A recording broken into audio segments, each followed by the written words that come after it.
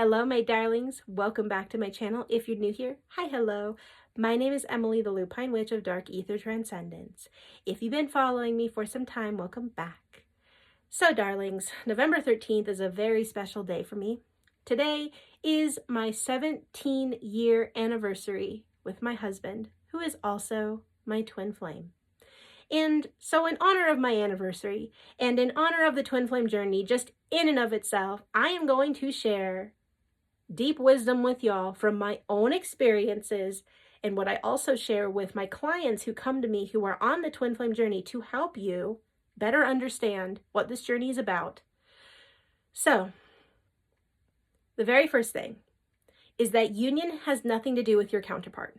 Absolutely nothing to do with your counterpart. It has everything to do with the relationship that you have with yourself, where you are bringing your internal divine feminine, which is represented as the goddess, heart, emotion, intuition, and your inner masculine, which is God, action, alignment, logic, or the mind, together working as one from a place of love rather than from a place of pain. Now, when you meet your twin flame, the pain stuff really gets activated. And you start going through some of the most intense healing you will ever go through in your life, in your soul. Because that's what it is.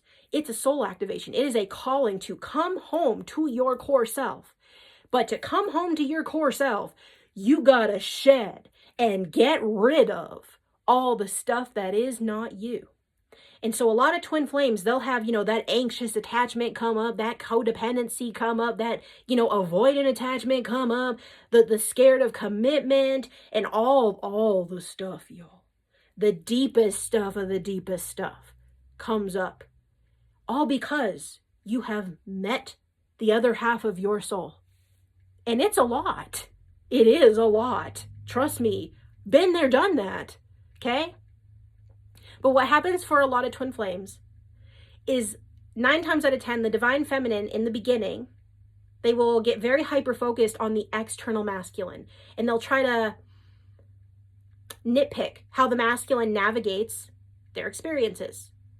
And we'll start by sharing spiritual stuff, right? You've probably sent your masculine some spiritual stuff, or you talk to them about your tarot or your visions. And again, masculine usually in the beginning is like, oh, whatever, like, okay, or they may think you're crazy, right? That's normal, okay? But we kind of push, hey, why aren't you doing this? Why don't you understand this? Why did you make this choice? It's obvious it's a bad choice for you, right? We start to micromanage a little bit. I did this with mine. And the more that I did this, the more that my masculine was like, oh, I'm out. He could not. And it made me so angry.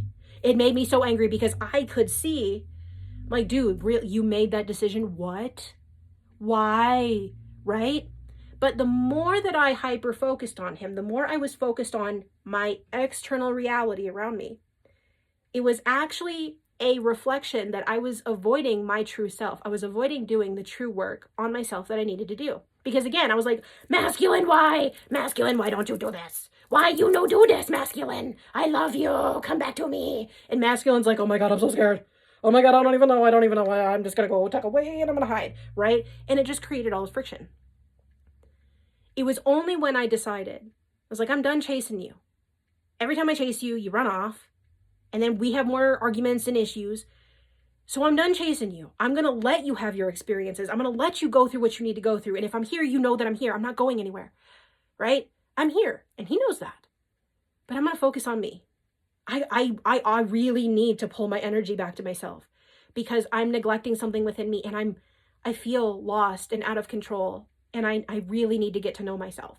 And it was only in me doing that I detached. Detachment does not mean that you're being bitchy or you're being cold or you're being mean, and that will happen. That happens a lot with the twin flame activation is when the divine feminine decides to finally pull away. A lot of times what keeps the feminine from not chasing is, and I had this with myself, I felt guilty. I was like, if I don't tell him I love him every day, if I don't, show up every single day, if I don't ask how he is, if I don't put in the effort, like if I'm not the one to do it, he's going to think I don't love him and he's going to think I hate him. And the more, when I finally dug into that, I was like, oh, that's my childhood. my childhood wounding. Okay, all that yucky stuff, it was manifesting through interactions with my counterpart, and it was trying to get me to reflect back on myself so I could clear that. Okay, so the guilt and the shame and the embarrassment of I'm neglecting them, I'm abandoning them. If I don't chase them, I'm abandoning them. And I've been abandoned and I've been neglected and I don't want that. I don't want that for them because I love them. I don't want them to feel that way, right? Again, get into the core stuff. Once I realized I'm not neglecting him, right? I'm showing up for me. He wants me to be healthy, just like I want him to be healthy. I got to do this for me. This has nothing to do with my future visions. And, yes, I know that's going to happen. You really solidifying, like if you know this is your person, you know this is your twin, why are you walking around doubting it? Right? Letting it go doesn't mean you don't love them. Letting it go just means letting it unfold in the way that it's supposed to and stop micromanaging it. You can't micromanage this journey. I've tried, guys, and it's not possible. The only way to control this adventure is to let go and come back to yourself. All that your twin is not giving to you is a reflection of what you're not giving to yourself. One of the things I've had, let me check my time here, 6 minutes. I ain't got my eyeballs on right now, y'all. Making sure I don't go over my time here.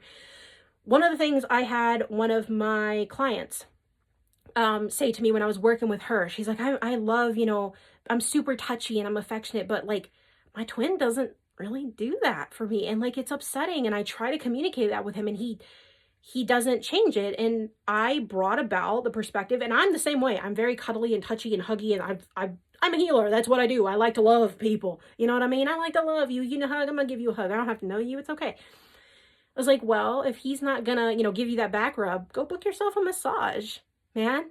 Get yourself one of those, like spiked yoga mats, like acupuncture mats or whatever. Show up for yourself. Where your twin is lacking with you is where you are lacking with yourself. Again, the reflection of go within yourself. Come home to yourself. In order to come into union is about you. If you want union, you have to build that house within yourself first. Only then will you and your counterpart come together. That's how you do this, is you bring it all back into yourself. Stop hyper-focusing on your masculine. Stop worrying about what they're doing, who they're talking to. Are we going to be together? Are we not going to be together? Am I going nuts? How do I do that? Just let it flow and focus on yourself. You don't want someone dictating to you how to do your journey.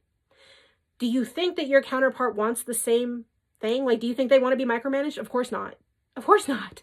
So let them have their thing. Let them do their thing. However it's manifesting, whatever is going on, it doesn't matter. They have to have their own lessons the same way that you do. So focus on yourself. That's what I've learned over the last 17 years, was to focus on myself. And realizing it's not bad or wrong or yucky to focus on me. Like, I have my own things that I enjoy and he has his own things that he enjoys, and we have things together that we enjoy. Like, having your own identity in the twin flame connection, you're supposed to have your own identities. And enmeshment is a very real thing, which I will do another video on. And enmeshment is very toxic in any dynamic, but especially twin flames. Especially twin flames. You still got to have your own identity. And again, that starts with the foundation, the core of yourself, and coming home to yourself. So I know this is kind of a shorter synopsis, but I do hope that this little video helps those of you who are on this journey, because I know it can be hard. And if you are new to this, or if you are struggling on your twin flame journey and you are looking for actual guidance from someone, again, who's been there, done that, and who has worked with so many other people around this planet and helped them come into union, hit my website, send me an email. I would love to work with you to help you come into union with yourself. So ultimately, you can come into physical union with your counterpart and live in heaven on earth. That's why I do this work. So I love you guys. Take care of yourselves. Remember, focus on yourself, because that is all that matters. And until next time, I will talk to you all later.